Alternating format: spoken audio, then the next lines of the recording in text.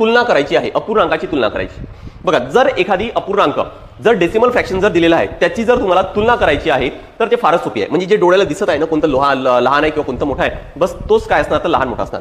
पण ऍक्च्युअली जर vulgar fraction असेल ना तर अशा वेळेस काय होतं तर कन्फ्युजन होतं की नेमकं लहान कोणता आणि मोठा कोणता आहे. बघा मी तुम्हाला सरळ सांगतो, 0.3 आहे, 1.3 आहे, 0.4 आहे, यापैकी सगळ्यात लहान कोणता आहे, दिसायला काय आहे तर हा सगळ्यात लहान आहे, त्यापेक्षा मोठा आहे आणि त्यापेक्षा मोठा आहे. ठीक आहे, हे आपल्या सगळ्यांनाच माहिती आहे. त्यामुळे हे असंच असणार आहे. त्यामुळे एकतर काय तर आपल्याला या दोघांना पण म्हणजे जे पण आपल्याला वल्गर फ्रॅक्शन दिलेलं आहे ना त्यांना सरळ जर आपण डेसिमल फ्रॅक्शन मध्ये या फॉर्म मध्ये जर कन्वर्ट जर केलं तर आपल्याला लगेच आन्सर काढता येईल. या ठिकाणी 2/5 याला जर आपण कन्वर्ट केलं आणि 3/4 याला जर आपण कन्वर्ट केलं, याला जर आपण कन्वर्ट केलं तर किती येणार बघा.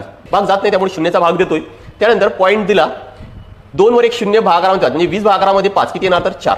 त्यामुळे 2/5 म्हणजे काय तर 0.4. सिमिलरली इथं बघा आता 3/4 म्हणजे किती येणार, भाग जात नाही.